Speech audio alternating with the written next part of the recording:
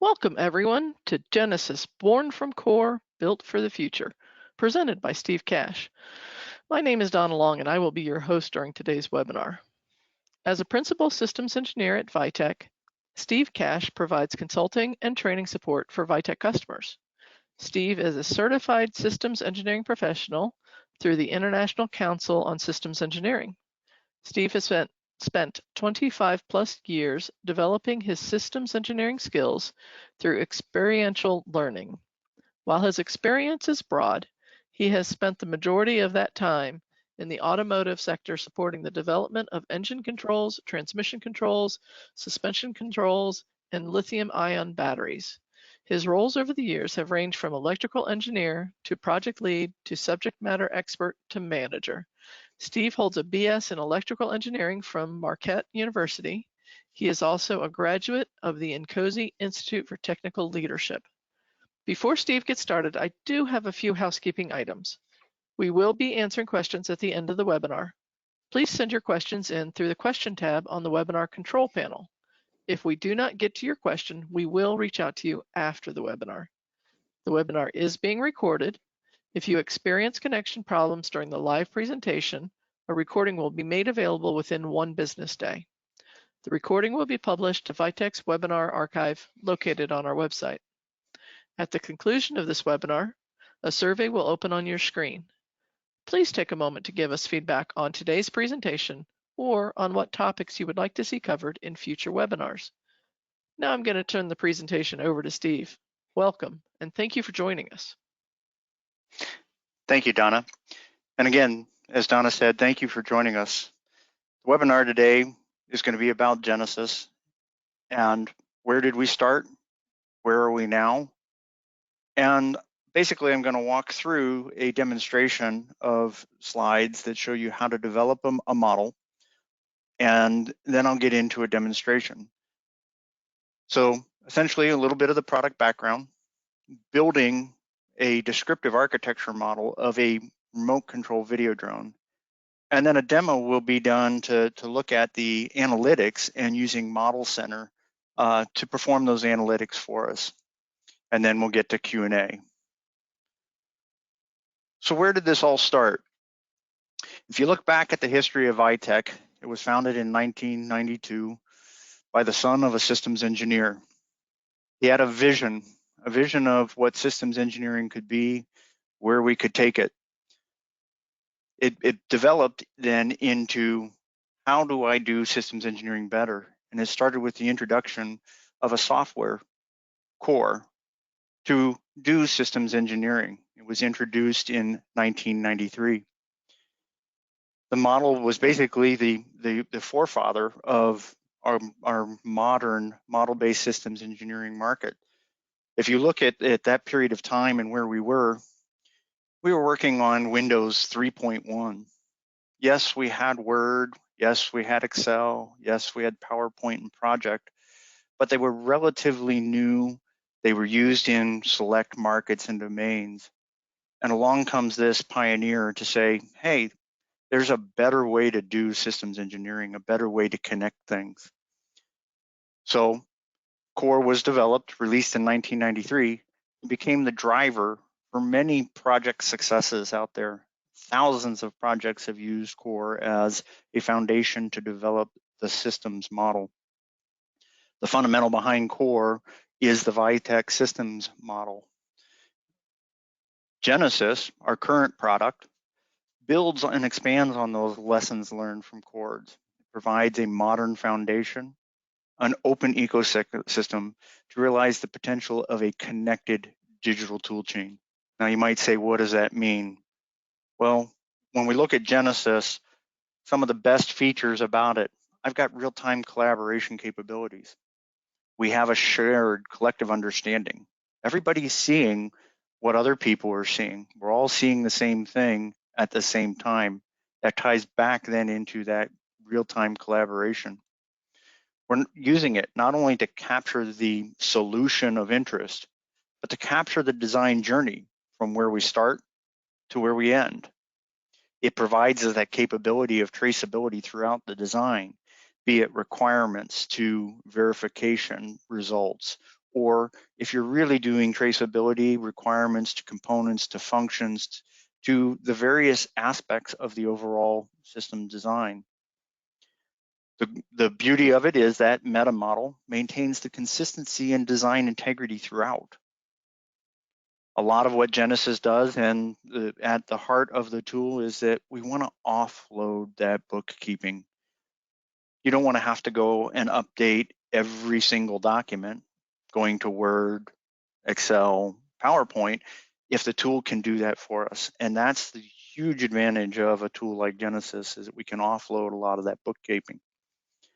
GENESYS supports all of the SysML diagrams and many others that are more from that era prior to SysML. Now again, remember that Core started in 1993. The first iteration of SysML, the first proposal, wasn't submitted to OMG until 2006.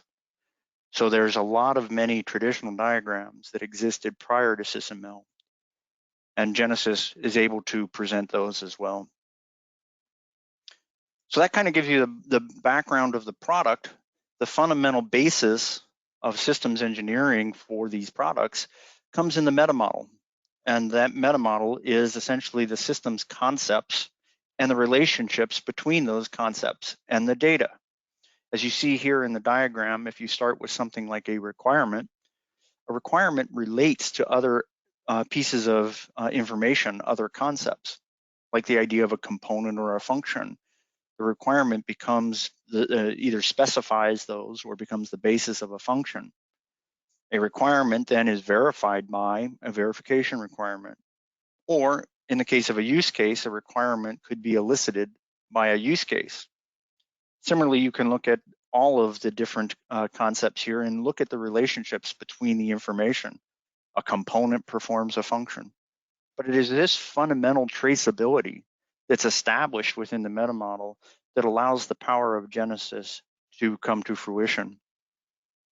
So that gives you the background and the basis for GENESYS.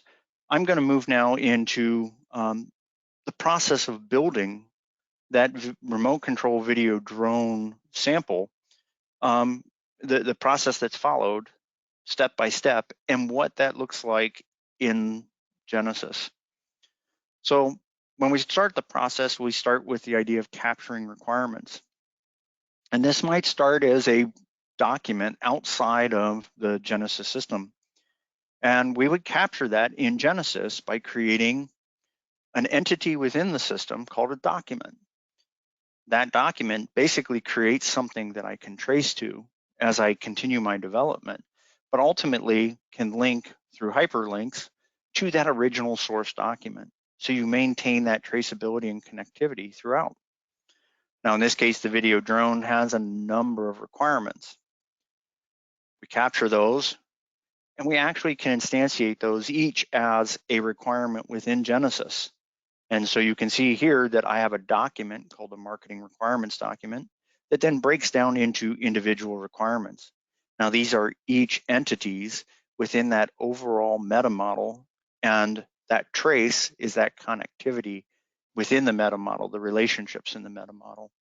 So here's an example of the requirements from a document down to the individual requirements. I talked about design journey, and I'm going to kind of walk you through the design journey on a particular requirement. So in this case, the particular requirement is the remote control video drone needs to fold into a travel bag. Well, yeah, I understand it conceptually. I need something that needs to reduce down to, a small enough size. Well, it leaves a lot of things out there in the open. The requirement is vague and needs clarification. The step here would be create a concern, and the entity within that overall metamodel, a concern, captures that information about what is that concern. We relate that concern to a requirement through the generates relationship. Obviously, we need to go to talk to marketing to understand that requirement a little bit further. Once we do that, we can come back and create a new requirement. Well, in this case, the video drone shall be compact enough. Well, right there, as an engineer, my spidey sense went up and said, hey, there's an issue there with compact enough. What does that really mean? So I've got this new requirement. My concern can be traced to that new requirement in the results in relationship and can be traced back then to your original requirement through the refined by relationship. Again, not being sufficient, we end up generating yet another concern, right? Okay, what does compact enough really mean? And at this point, again, the generates relationship connects things. And we basically are going to say to marketing, hey, you need to come back and really give us some size requirements. We need you to go do a study and tell me what do we think that is. So marketing goes off and does that study, creates a document. And again, back to the document class, I can capture and trace and relate to that market study so that I know where my concern is, what effort it is directing, and ultimately where maybe the new requirement comes from. And so you can see in the relationships here that concern is documented by that document of the travel size market study. And ultimately we result in a new requirement out of that effort, and I end up with dimensions. And ultimately that captures that entire design journey from the original requirement to the final requirement. And the relationships are very simply understood. And somebody could read through this and trace through that long after I'm gone and understand this is how they got to that requirement. Within GENESYS, there are multiple ways to capture requirements, multiple editors, whether I do it in terms of a property sheet, whether I do it in terms of a requirements diagram, or whether I use Excel. All of this information can be interrelated and connected so that we maintain one source of truth on the requirements. With Excel, it's more of a push-pull operation. With the diagrams and the property sheets, it's directly editing the information within the database. Once we've got our requirements, the next step in the process is to build this system context. And essentially, this is the top level view of the environment. Everything we do gets built into this context in the model. And it starts with putting in our system of interest. This is a black box view of our system. It's just the boundary diagram, if you will. In this case, it's the video drone system. But we don't want to stop here.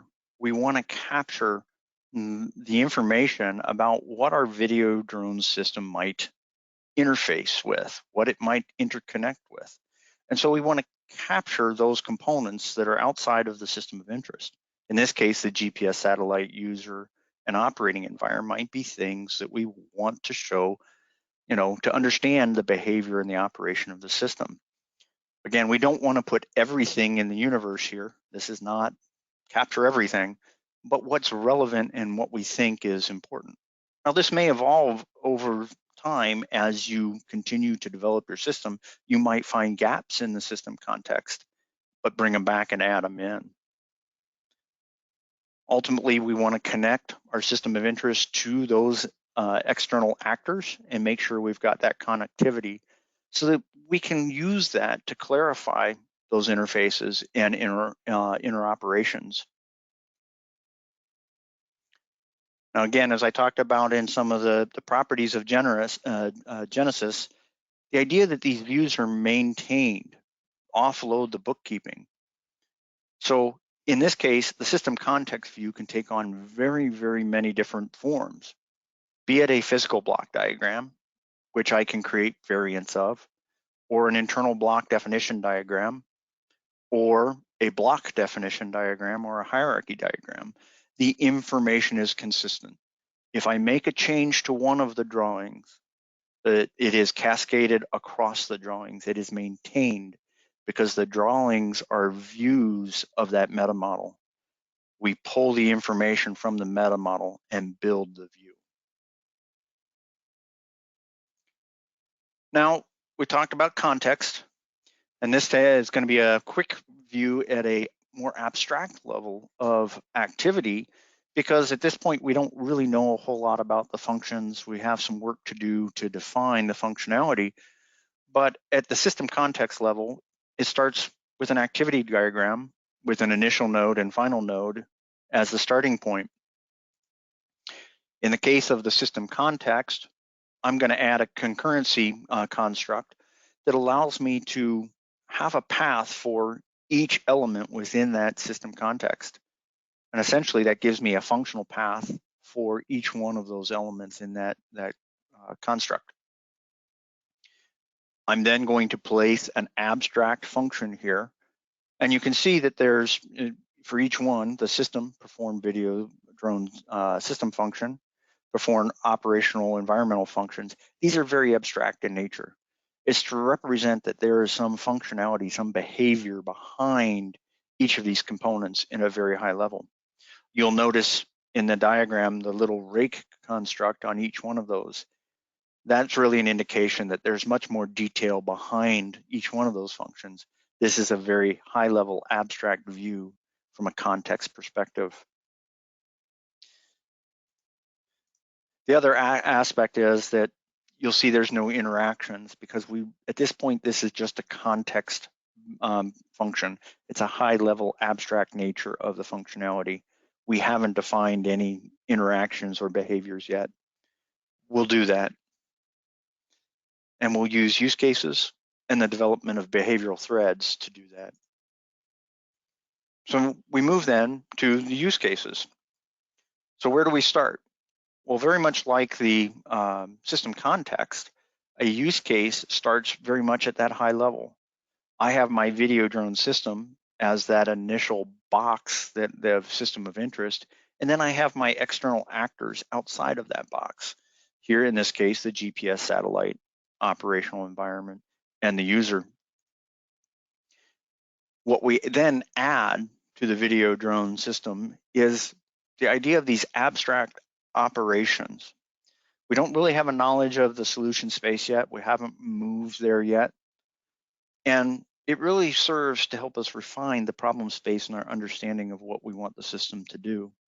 In this case, you can see that I've got identify target, position camera, capture images, deliver images, power up, shut down, and charge system as potential refinement use cases.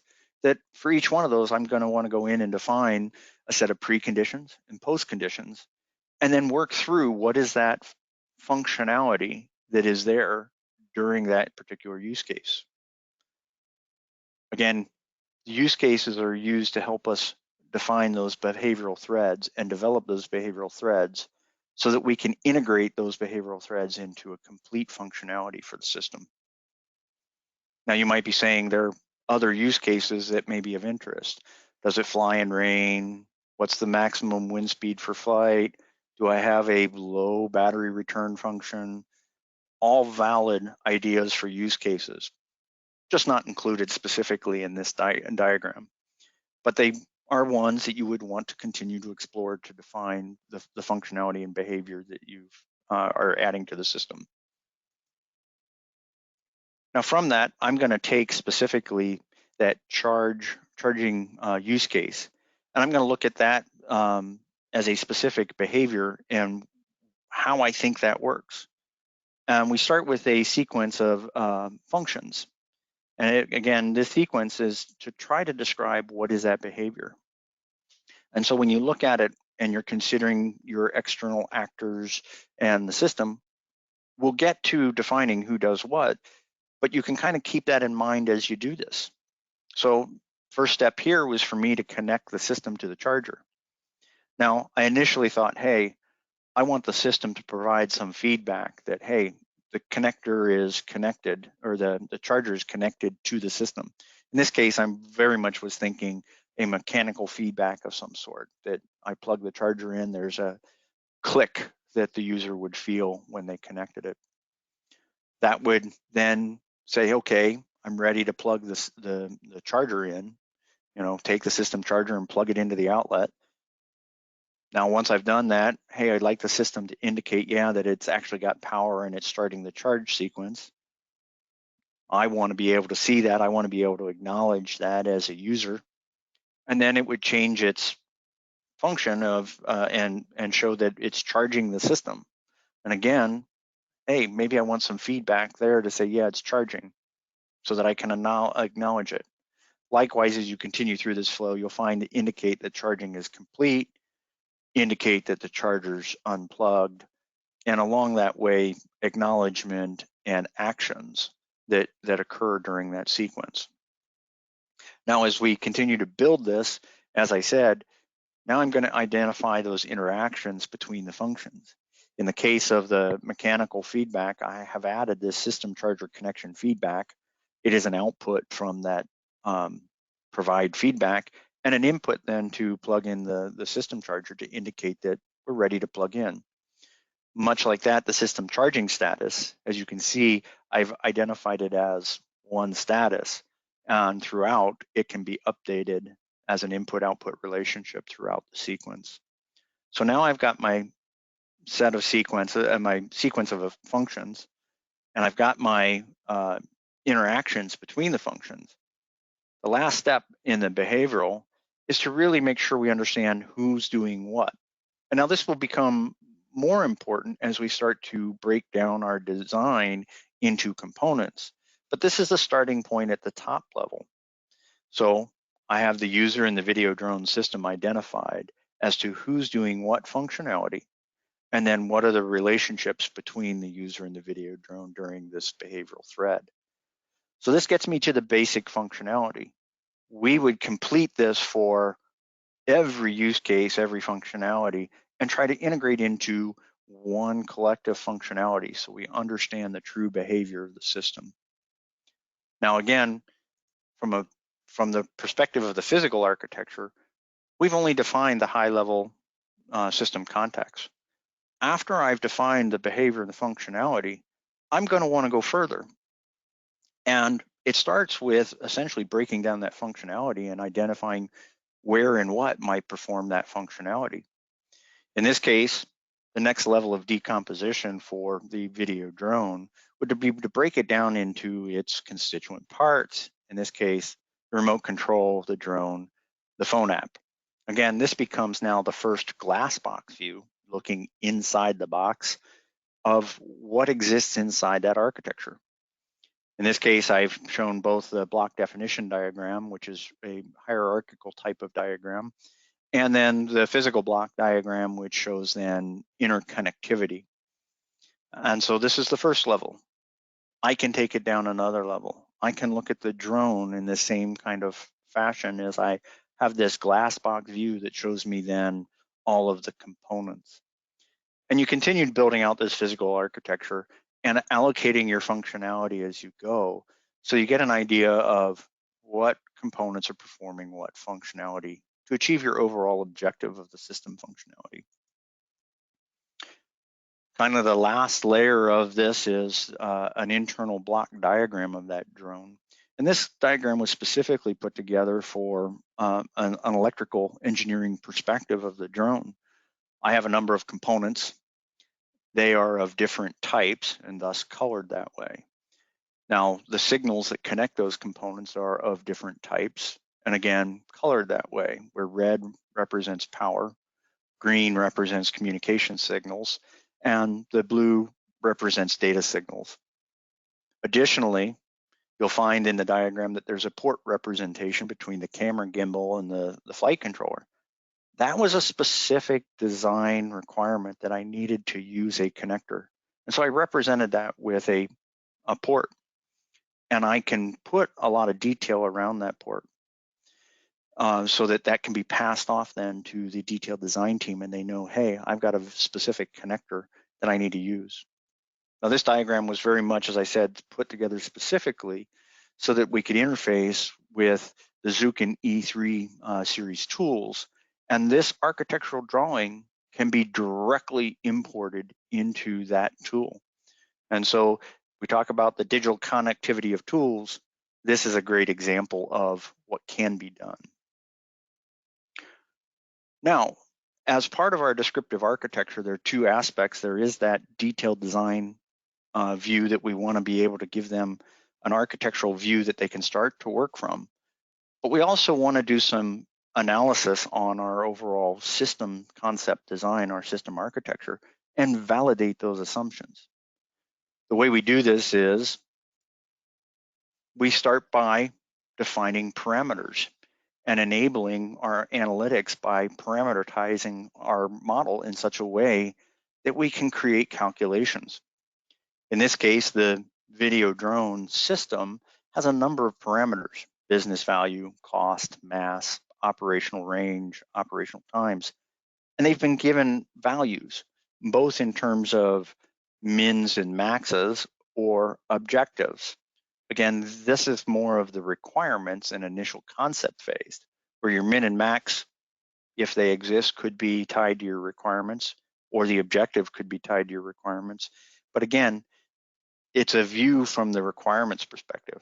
When we get to the design field in the middle, this is more about the results of our analysis. What did we do? What is it that we're selecting as a solution? And then in the observed, this might be, what have I measured? What did I actually produce? What did I actually get? And again, those become then your parameter definition as a starting point. I continue to build on this by moving down a layer and down a layer until I get to a level of detail that where I feel is sufficient to describe the architecture. So in this case, the drone design, we talk about the parameters for the drone as a whole.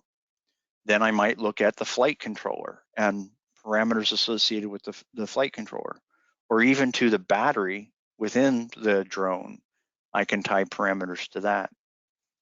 So it starts with those parameters and parameterizing your system so that you can do the analysis. The next step is to create these constraint definitions or parametric diagrams in SysML. The goal here is to create a set of relationships between the parameters to create that required analysis. In this case, it's system weight. And system weight is composed of the drone weight and the remote control weight. So if we look at this, I can go further and look at the drone weight, and it's essentially a summation of the mass from all of the components, ultimately leading up and then to the system weight, which is then the drone weight plus the remote control weight. So this is an example of a simplified constraint definition. It's just simple addition. And this is what I'm going to show you in the demo in Model Center, is how we pass this information off to Model Center and how we pull information back from Model Center. Another view of this in the case of something like a business value, this might be a more complex calculation. And I might just reference it as an external calculation. And this is where you would go and create that calculation in Model Center as a separate analysis.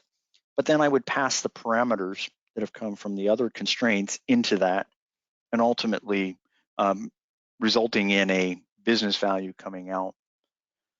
So that's essentially how you get to the idea of, I've released my architecture for the detailed design teams to work from, and I've completed my analysis to verify that my architecture is complete. Now, some of the other advantages of GENESYS and having all of this connected information is we're able to share it across teams and domains. And first and foremost, we have some built-in connectors: Doors, MATLAB Simulink, and Model Center. Those are built into GENESYS.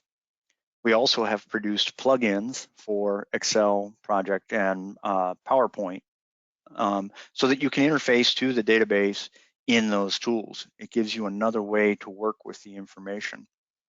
Fundamentally behind all of this is a set of API. Now these are new, up-to-date API. These are done in the .NET framework, so that incorporating interfaces to GENESYS can be done pretty much in any software development. You can either build it into the tool directory directly or as a plugin, etc. Another one of the nice things is that metamodel is completely extensible. In this case, we did it very specifically for the E3 GENESYS connector that allowed us to pass the information off to the electrical engineering tools. In this case, component, link, and port were modified to carry that information. One last way of sharing information is then TeamView, which is an HTML export, essentially. It creates a copy of your database for your project in an HTML format that would allow anybody to go through that and connect to that information. All right, I'm going to go ahead and move into a demonstration, and it's very specifically going to look at the drone weight constraint, and I'm going to show you that in Model Center and GENESYS. So let me go ahead and drag over GENESYS. And I wanted to talk first about requirements related to this. And I'll start with drone mass as my starting point. When we look at the parameter for the requirement, I basically have given myself a maximum capable weight of 1.1 kilograms, but my target objective right now is set at 1. So when we pass this off to Model Center, it will start by using my objective and trying to calculate where am I based on my objective. Ultimately, from a requirements analysis, it's going to come back and say, okay, this is where you are relative to your limits that you want to include. Now, something we've added to GENESYS here is this idea of bindings. And that points to where is the source of your information coming from and how do I reuse that information? So in this case, the source binding, there is none because this is the source. When I come back to pull in design information, the source of that information is going to come from my component drone design. Now the dependent bindings here, my drone design is using these as requirements, and my verification requirement is also using these as requirements. So you can see how I can take one set of parameters and share them and distribute them from requirement to component to architecture. I'll show you this a little bit more from the other perspectives. Let me go to the drone, and I'll show you the drone's perspective of that particular requirement. So when we look at the parameter for the drone of mass, it shows the source binding came from the requirement drone mass. But it also shows that there is no source binding because I am the source of information, but I am going to pass my design results back to my requirement and ultimately to my verification requirement. Similarly, so that gives you that source and destination for your information within your parameter definition. If I go and I look at my my verification requirement, I actually got to go one more. You'll actually see that the source binding is my requirement for my requirements information, and the source binding is my design for that, or is the drone design component for my design content. Now I'll come back to this at the end of the demo and go through these three and show you exactly how the analysis filled in this and what effect it ends up having on the overall status of your requirements, your component, and your verification requirement. So now how do we go about pulling this into Model Center? Well, it starts first, and I'm going to do this through a package. You can pull the whole model in, but I'm going to do this as a package. The first and foremost thing is to know that I need to have Model Center Analysis Server up and running on my computer. So, or at a remote location. It doesn't necessarily have to be on your computer, but I have to have access to the analysis server of Model Center. And so that is up and running in the background on my computer. But now I'm going to go and define a new package specifically for this activity. And I simply clicked on the package, right-clicked and said I wanted to create a new package. And this new package is Model Center Demo. Now, a package really is nothing more than a grouping of information, and it can be used by different activities within the tools to say, I only want to perform activity on this package or this set of functions. For the model center demo, I'm going to first put in my constraint definition and say, I want my constraint definition for drone weight to be passed off to Model Center so that I can perform that analysis. And I simply select it, click and hold, drag and drop on the Model Center demo. And now you'll see it shows up in the package for Model Center. Additionally, I'm going to take all of the components relative to the drone design. And again, I'll start by selecting the drone design at the top level, but then I will shift select all of the components in the design. I can then click and hold until that hourglass disappears, drag and drop, and you'll see the plus indicator showing that I want to add that to the Model Center package. And so it will go through and add a relationship between all of those components and that package, saying it is packaged by. And so now I have a Model Center demo package that is sufficient to be able to hand off to Model Center. Under Utilities, I then select the Model Center connector. And here it asks you what portion of the model. As I said, you could do the full model, a package, custom or existing file. In this case, I've deliberately created a package and I select the Model Center demo package. Now it's going to ask me how would I like these names to appear in Model Center. And so I'm going to stick with the defaults of the entity number and entity name, and go ahead and it'll ask that for your constraint, any requirements or components. So all three of those will be reported as entity number, entity name. And then I go ahead and click Finish. Now this will launch Model Center MBSE, and essentially the information shows up then in the MBSE tool for Model Center. My system model structure, the system drone, shows up. It shows up as the components and those parameters that are tied to those components for every component in the model that I've passed on to it. It shows me the analysis. This is that drone weight constraint definition. And then the requirement parameters, it's essentially pulling from the components so that I can do an assessment. And this is pulling from those min and max values so that it can make the assessment of whether I meet those requirements or not. Now I'm going to pull just a couple of these. I'll draw from a requirements analysis standpoint.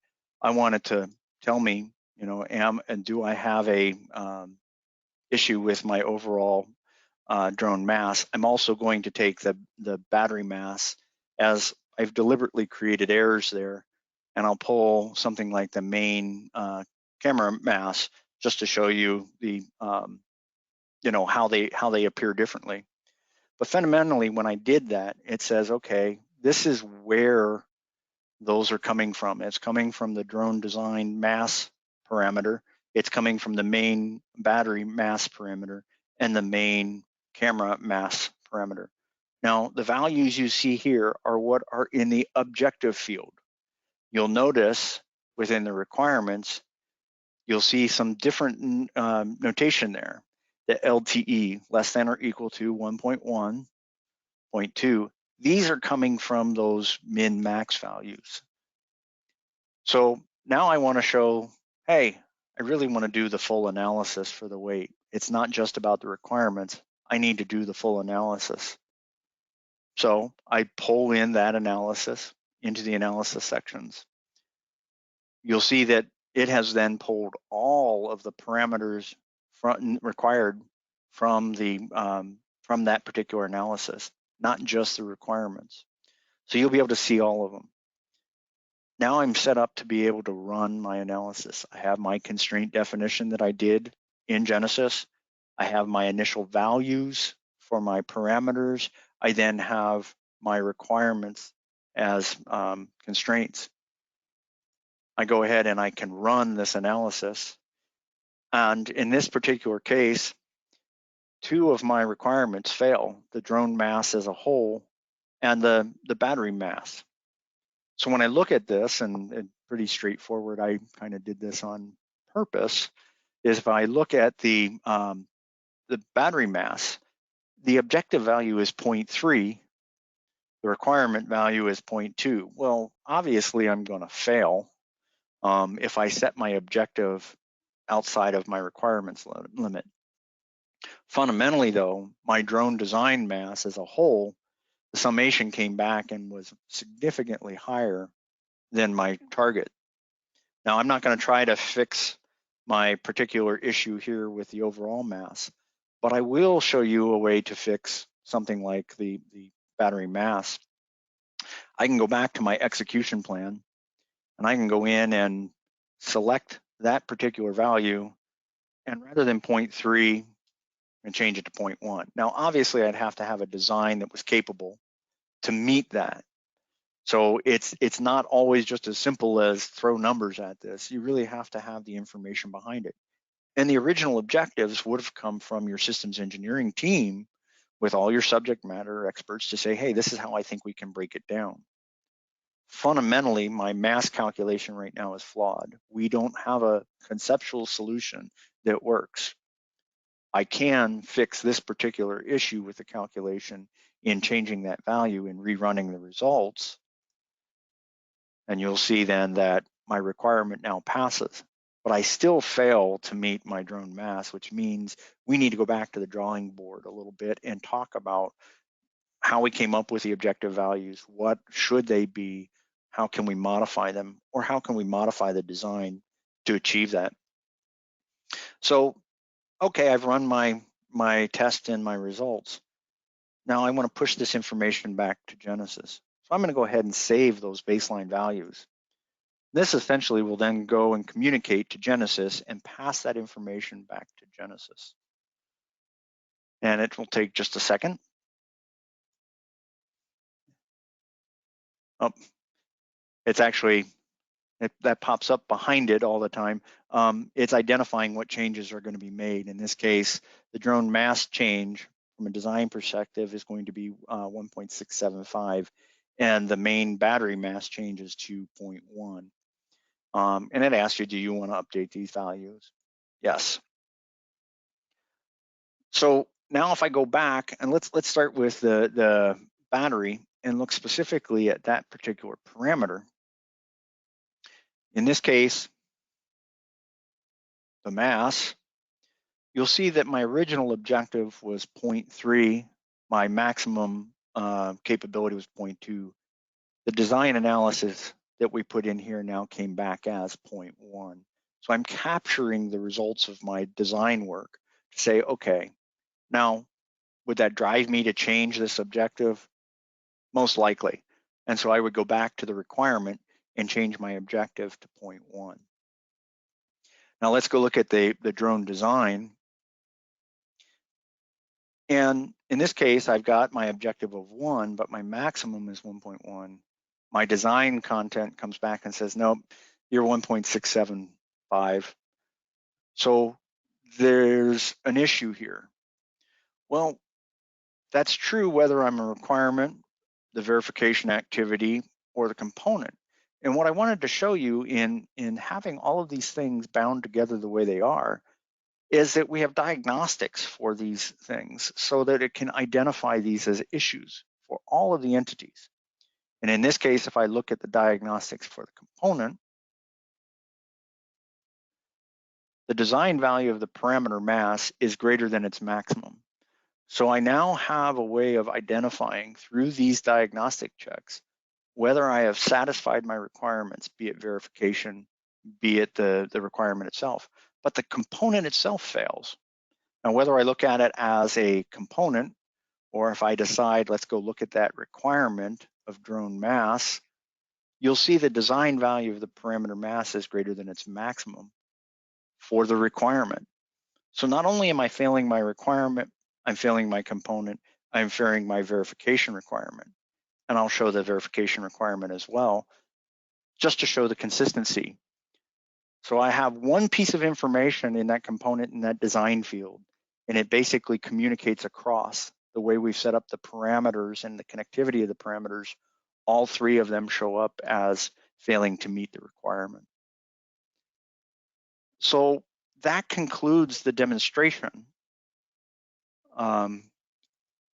Let's go ahead and go to questions at this point.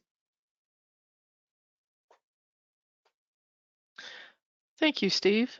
So we do have a few questions, thanks to all our participants. I encourage you to join the discussion now and submit your questions using the webinar control panel. If you need to leave the webinar, please take a moment before you go to respond to the quick survey that will pop up on your screen. So the first question is from Louise. Why start with requirements? Good question. So the why start with requirements comes up quite a bit. The question becomes is which side of the activity are you looking at? I start with requirements as the input to the overall concept development. They're an input trying to help me understand what am I trying to achieve? What is it that I'm trying to achieve with this design, this development? The other side of that is after I create a conceptual framework to work in, you end up creating then a set of requirements or specifications, depending on which way you look at it. I look at it as specifications as an output, but those specifications very quickly turn around and become requirements as an input to the next level of detail of design. So you can think of requirements both as input and output. And the reason for starting with input is let's try to understand what the problem is that we're trying to solve before we get into the details of design. So it really becomes down to a question of your perspective of requirements. Are they the input to the process or the output to the process? Okay, keeping along the requirements line, a question from Jim. Why keep all the revisions of requirements? So very much it's organizational specific as to what you want to capture, but essentially all the revisions, they show that design journey, that history of walking from the initial input into the final requirement. So it's really the idea behind that is that you can see how things evolved and changed over time. Without that, if I gave you only the requirement there of the dimensions of the drone, and they didn't really go through that traceability back to the original requirement and through the trade studies, you wouldn't necessarily know how or why they came up with those dimensions. And so keeping that design journey is good history. And as we pass information along, be it different phases of the program or from program to program, keeping that history is something that people can use to go back and create more understanding about where we are and why we're there. Okay, we have a couple more questions from Michael. I'm going to combine them. How are requirements analysis solutions conducted, and how are these done in the GENESYS program? Interesting on the terminology, requirements analysis. So there's a lot of different ways to analyze requirements. The analytics that I was performing here was very specifically at the idea of, does my design satisfy the requirement? But you can look at requirements analysis as, how do I break these down into components? How do I break them down into functions? How do I group them by engineering organization? So when we talk about requirements analysis, there's a lot of different views of it. And so if we wanted to do that type of grouping within GENESYS, there is an entity called requirements group. And you could group your requirements by, be it functionality, component, by engineering discipline. There are different ways that you could group those requirements for analytical purposes. Okay, let's move on from there. Question from Bill. Can the visual system perform DODAF views? Can GENESYS perform DODAF views? Directly in the visual, no. Some of the views are similar to DODAF, but we do have a report template included. Assuming that the information is all filled in and the metamodel is all filled in, it will create DODAF reports throughout the entire DODAF domain. So from Stephanie, you mentioned that GENESYS had plugins for Microsoft products. Can you expand on this? What does that look like? What do the connectors look like? Let me go ahead and I'm gonna pull one in particular. And so I have to apologize a little bit because specifically in Excel, I am still tied to the previous version of GENESYS for some customer work that I'm working on. And so I'm not able to pull directly from my current model, but GENESYS, once it's installed as a plugin, shows up as a tab essentially on your menu. And as you click on that, you'll log into it just like you would if you were logging into the client interface in GENESYS. But you click on a login, and you would put in admin here. And now I do happen to have a copy of my drone design, the slightly older version, in GENESYS 2020 R2. But then I have that, and I would use table definitions to define the specifics for what I'm trying to pull. And again, let's say requirements as an example. In this case, I'm going to pull requirements, be it I'm going to pull the number, the name, the type of requirement, a description of the requirement, and if a parent requirement exists, it'll pull that up in the table as well. But it goes this table definition as how you pull information from GENESYS into Excel. And again, it's just warning me that it's going to fill the table, and it'll use whatever sheet you're in to fill. But essentially, my numbering, my requirement name, my type, and my description all are able to be pulled in. And then if there is a parent requirement, it shows me that parent requirement as well, based on that table definition. So that's the one that is, that's the connector from Excel to GENESYS. We also have similar connectors to PowerPoint and to Project. Yeah, and on that front, thanks, Donna. Excel is the only one that publishes back to GENESYS, and so there is the ability to edit and publish information back to GENESYS. PowerPoint connector can pull information into PowerPoint slides. In Project, you can actually pull schedule information. If you enter it in GENESYS, you can pull schedule information into Project. Okay. So a question from Stefan. How easy is GENESYS to understand for those that aren't familiar with systems engineering or model-based systems engineering? What diagram views are most helpful to these folks? So I think the most important thing to keep in mind starts with that meta model. If you can understand the meta model and the relationships between the information, everything else in GENESYS is automatic. So when we talk about different views and such within GENESYS, so if I want to look at, say, a component, and I'm just going to use my system context, I have different views available to me within GENESYS. I can view it as a property, or I can simply click on a diagram, and GENESYS will build that diagram in real time. In this case, this is a block definition diagram. You might look at a physical block diagram or an internal flow block diagram. But every time I click on one of these tabs to look at that, it's generating that information from the meta model. So if you can understand the relationships within GENESYS in that meta model, it's straightforward. It's very, very straightforward. That meta model uses the systems engineering language and uses a common English language. It's not some sort of formalized language behind the scenes. It's using that real systems language to define everything. And that goes for activity diagrams as well. I can, for my system context, it can generate then that activity diagram. And this is that system context with some interactions defined in it and such.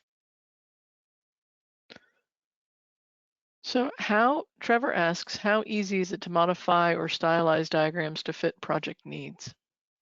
Oh, you can do, so I'll go back to the BDD as an example. So if you want to change things, there's a lot of different ways to do it. So from a diagrams perspective, there's a property sheets that allows you to edit the nodes. You can create rule sets so certain things are displayed a certain way. You can set it up so that it uses images. The beauty of GENESYS is that I can save any given view. And for this particular BDD, I have a number of views that are saved. So I have that. This was basically used in the slide.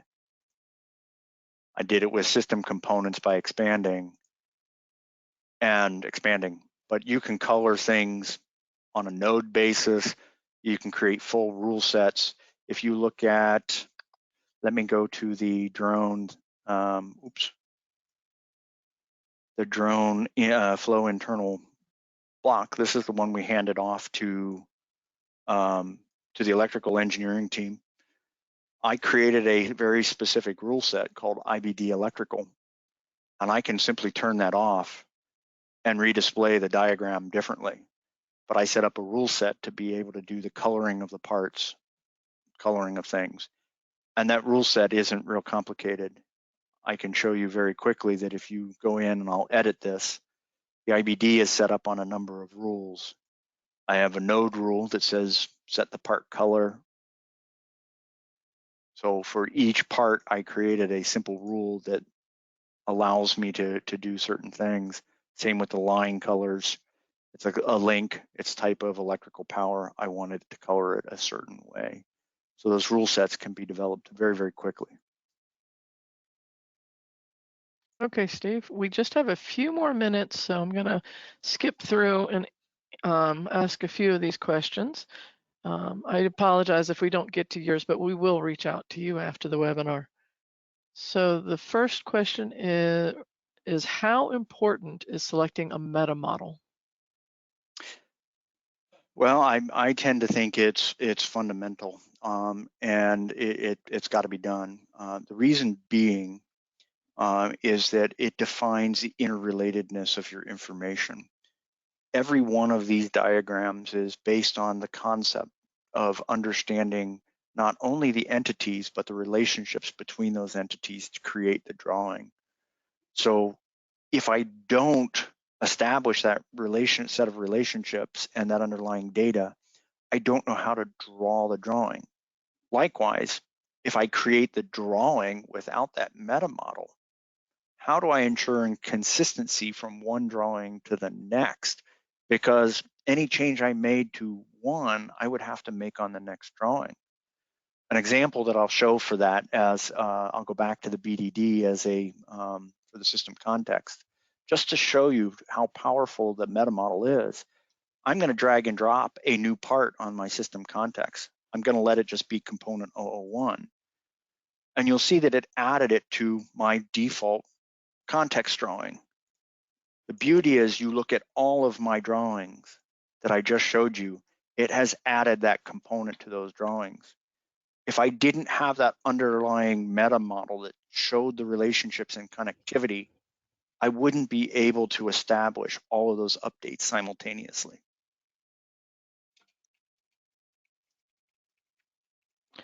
Okay. I think we're out of time. So I apologize if we did not get to your question, but we will contact you to make sure that we do answer them. If you do have any other questions or comments for Steve, please don't hesitate to send him an email. You can see his email on the screen right now, or you can post your questions and comments on our LinkedIn group page. Just visit linkedin.com and search for Vitech. Thank you so much for attending today's webinar. Remember that at the conclusion of this webinar, a survey will open on your screen. Please take a moment to give us feedback on today's presentation or on what topics you would like to see covered in future webinars. Once again, thank you for joining us and have a wonderful day. Thank you, everyone.